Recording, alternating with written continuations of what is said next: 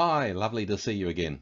Of course, I'm lying, I can't see you at all. But my name's John Cowan. Welcome to this webinar hosted by Learning Links. It's about step parenting. Now, maybe you're in a step parenting scenario, but if you're not, there may be some transferable skills that you can apply to your own situation or use some of these ideas to help family or friends who might be in the situation of parenting a child that isn't their biological child. And isn't life complicated? People end up in all sorts of amazing scenarios, and it's not at all unusual for people to repartner and find themselves in a situation where you have his children, her children, and our children.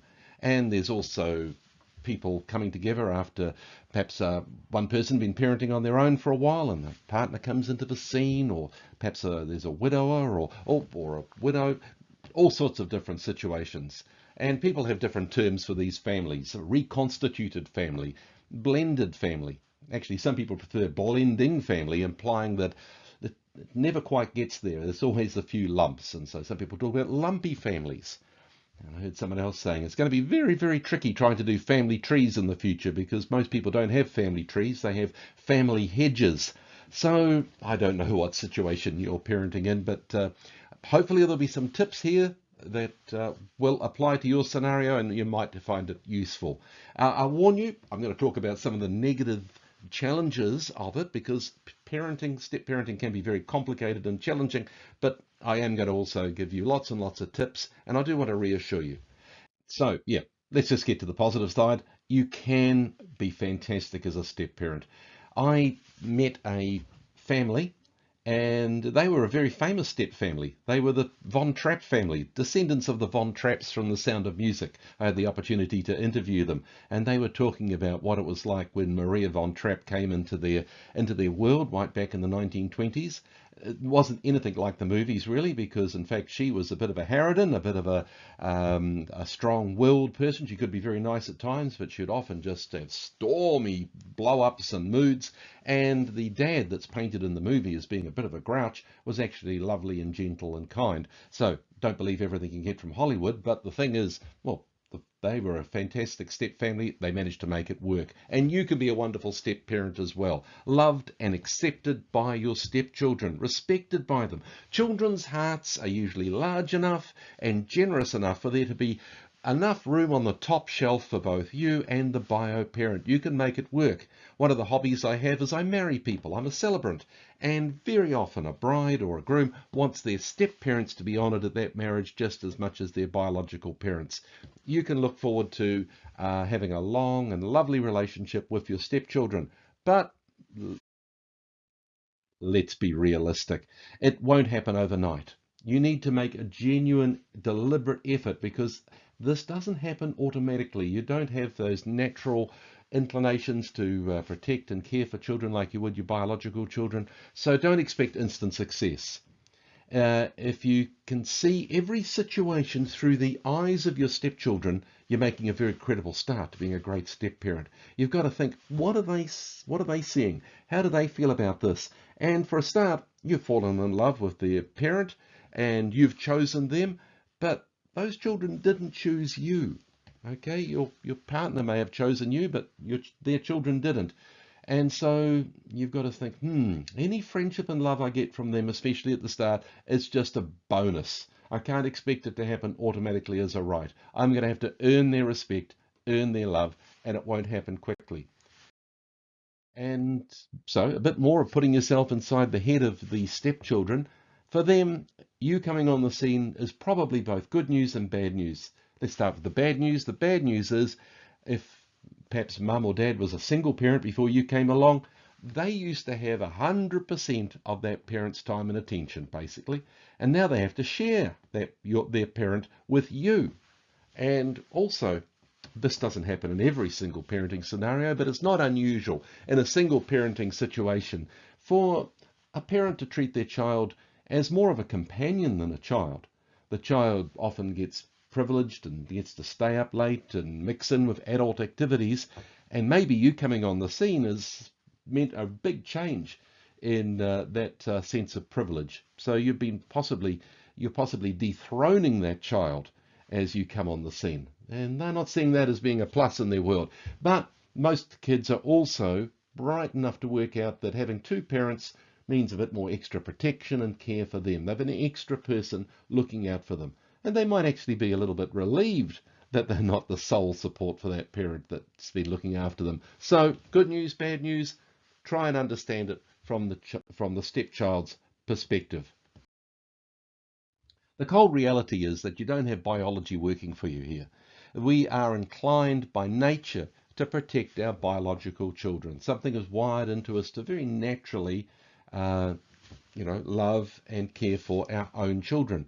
With stepchildren, you can love and care for them, but it's not as automatic or natural. And adjustments need to be made, and they're not quick. And so it may take a long time before you feel like you're really functioning as a parent.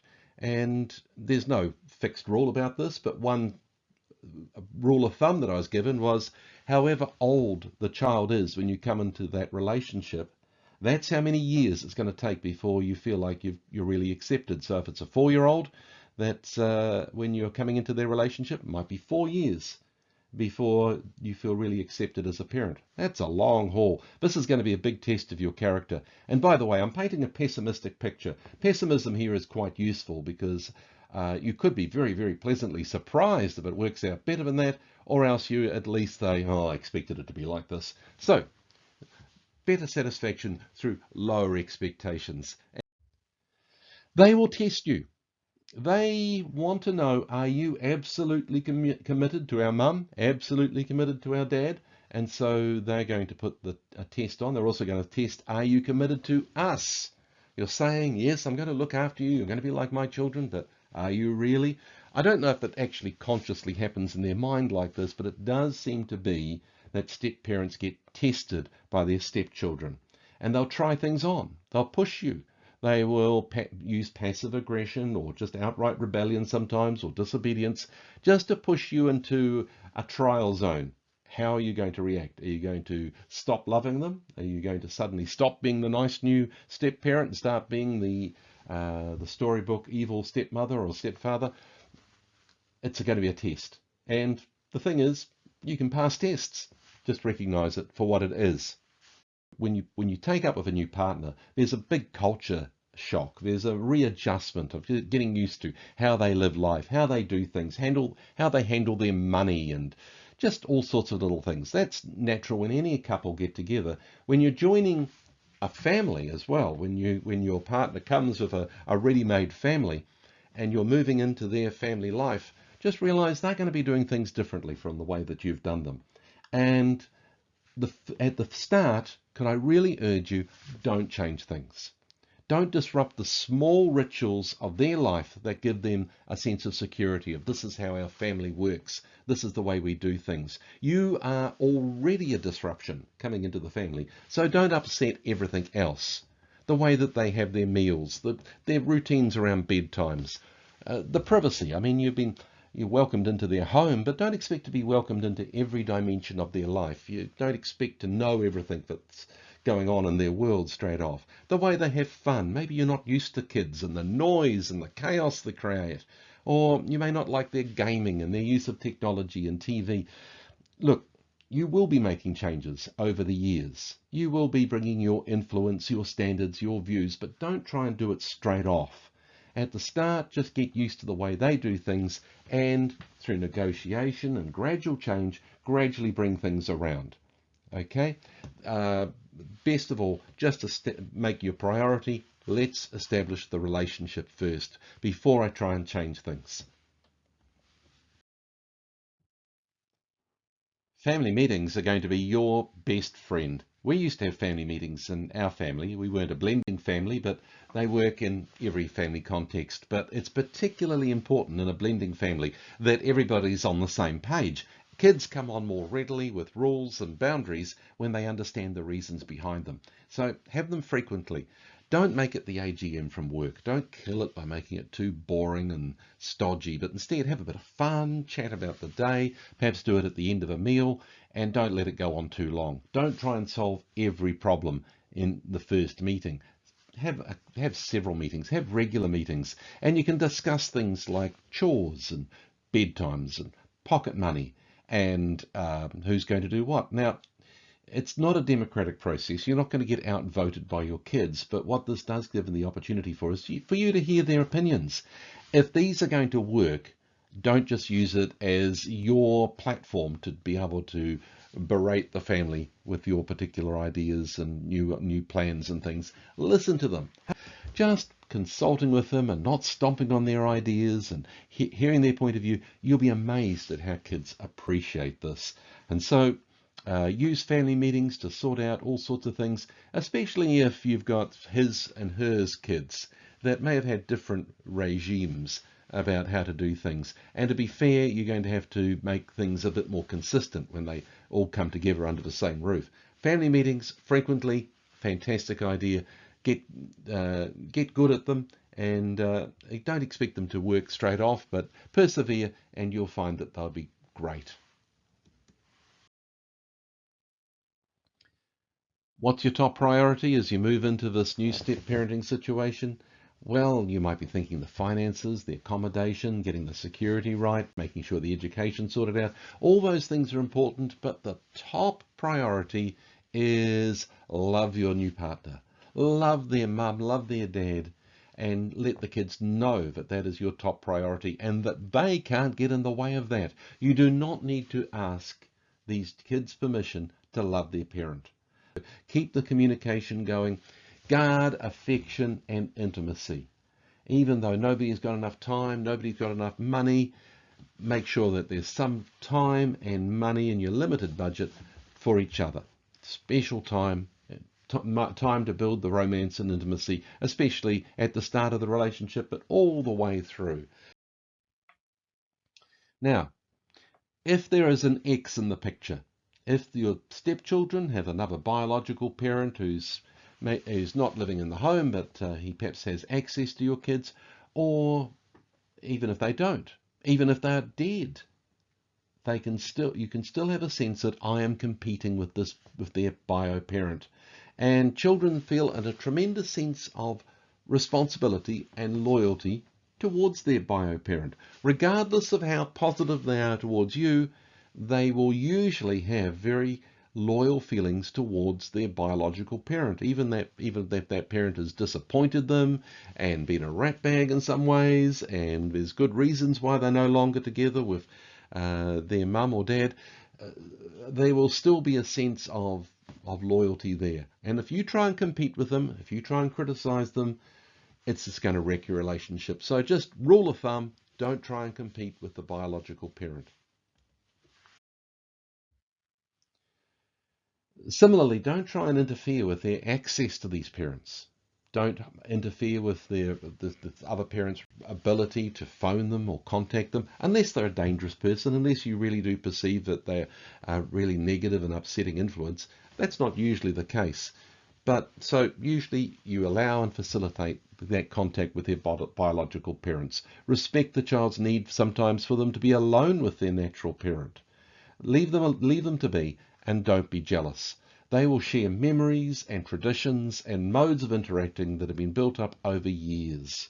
And so regardless of how high an esteem they hold you in, regardless of the new position you're establishing in their heart, don't try and displace that place in their heart that their biological parent has. Now, this is something that's very, very real when you come into a step parenting situation. You might not feel like you like these children or love them. Don't feel guilty that you don't love your stepchildren. It's natural for you to prefer your biological children. You're working against, I guess, that natural biological instinct to favour your own children. The experience of many, many step families is that love and acceptance does grow. In the meantime, especially if you have your own children and your stepchildren in the same family, at least be fair, at least be kind. And we can do this. We have to do it at work all the time, even with people we don't like and love. So you can do it with these stepkids. So a challenge. It's another challenge. Very important that you and your new partner form a united front about discipline rather than fight about issues in front of your child. Make sure that you harmonise your values and limits, as the children will spot any differences between you and any gap in your standards and try and wedge in behind it to exploit that. And so, by the way, this happens in natural families as well. So be consistent across the whole family in that home. You might have kids that are only part-time in your home, perhaps every other weekend some other kids come and join you. You have a consistency of rules for all the kids while they're in your care. Kids actually get very used to the idea of having different rules in different places. When they go off to school, for instance, there's different rules at the school from at home. So, but it is actually can be quite tricky if you've got children moving between homes to get that consistency. You won't have a consistency between this home and the other home that they go and stay at, but you can at least have a consistency within your home. So, household rules, finances and pocket money, table manners, bedtimes and curfews, respect for others, courtesy for each other, all of these things, establish them as household rules and be united, mum and dad together. Now, there'll be lots and lots of instances where you will have different standards, different opinions, and your kids might ask you something and you say no, and they'll say, but mum said I could, and in those instances, it's always best to defer to your partner. You can say, oh, did she? I don't know why she said that, but okay, we'll do it because mum said so. And I'm going to check with her to see why she thinks that's a good idea. You know, you can say we're going to sort this out, but defer to the other partner, never a dumb thing to do. It just maintains that sense of there's no gap between us. We're consistent. If I had a top tip for step parents, it would be this one. Don't bother trying to do discipline for years and years. It seldom works well for all sorts of reasons. And the biggest reason is that rules about relationship lead to rebellion. And it takes years for a relationship between a step parent and their stepchild to develop to the stage where that discipline happens easily. Instead, back up the bio parent in their discipline. Now, what makes this particularly difficult is that a step parent can come into a scenario where perhaps a parent has been parenting a children on their own, and the new step parent can see that the parent is very enmeshed in the child, that the child has been needing discipline, that things have been too lax for a while, and they think, right, I'm going to impose a new order here, and they step in.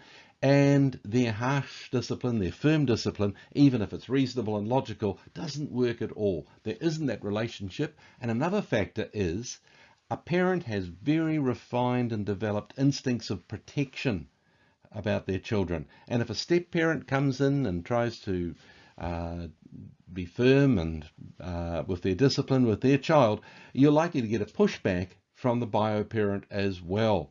And so, whoa. Chill. Let that relationship grow. Work on building that relationship while backing up the bio parent. And as years go by, then there may be more and more opportunities when you can step in with discipline. But realize this, harshness can cause bitterness between not only the stepchild and the parent, but also between the new parent and the existing bio parent. It's cited as a major reason of disharmony and a major cause of breakups of blended families. So go easy. Maybe in the future, but go easy, be gentle, and just back up the bio parent. My top tip.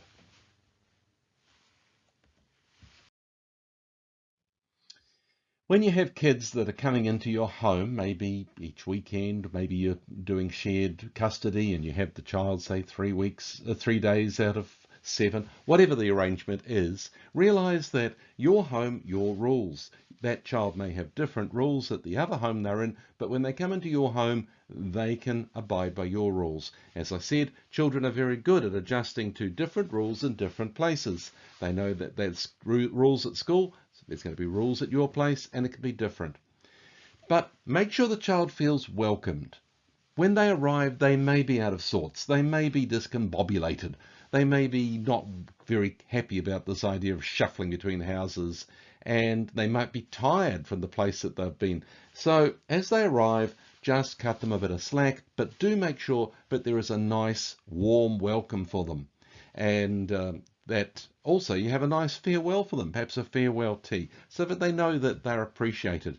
One of the big things to help a child feel like they belong to a place is having a place for their stuff, and also a place where they can chill without having other people all around them, a place they can retreat to. Now, it may be they can't have a room to themselves. You might already have your own children there, or whatever the arrangement, but at least they have a corner or a place behind the sofa or something like that, which is their territory. And when they return a couple of days later or a couple of weeks later, their stuff is still in its place, undisturbed. It really helps them feel like, yes, I do have another home here. Brief your own parents, brief grandparents that there are these extra children in your family now, because they might arrive and put all their attention on your biological children, but they should be also paying attention to these other children in the family as well. And grandparents are usually smart enough to pick up on this and are pretty good at it. Allow settling time. Allow the fact that this is a stress on them, moving from house to house, and so don't expect them to be gleeful, joyful, bouncing all over the place straight away. They may just need a little bit of time to decompress and settle into the new home. And but by the same token, even though you're being kind to them and everything like this, be even-handed. Treat your biological children and your stepchildren fairly. When there comes for pickups and drop-offs, one of the tendencies is sometimes to use this as a conference time with the other parent. And so while your stepchild or the child that's been staying for a little while is putting on their seatbelt in the back seat, the two former partners are haranguing each other and giving each other messages about finance or legal things or whatever. Not the time, not the place. Let the interchange between the parents when the kids are there be always civil and polite. It may not yet be friendly, but at least it can be civil and polite. Realize that even though you might have real reasons why this other person is no longer in your life, and your ex is ex for a good reason, they still probably care about your child or about your children. You don't have a monopoly of love. You might not think they express that love adequately or in good ways, but I'm sure that they still love them. So don't make it difficult for them to be good parents as well. And do share things like photographs, news about special events, concerns that you have, and so that they have an opportunity to be a good parent as well. Thanks very much for watching this. I hope it will be useful in some way, and feel free to pass it on to other people that you might think it might be applicable to. If you've got any questions, queries, comments, don't hesitate to contact me. You can see my email address there. Feel free to contact me. I've enjoyed the contact I've had with some of the viewers of these webcasts, so feel free to send through also suggestions for any topics you'd like me to cover in the future. Again, thank you very much, Learning Links, for making these possible. I'll catch you again. All the best in your parenting. Bye.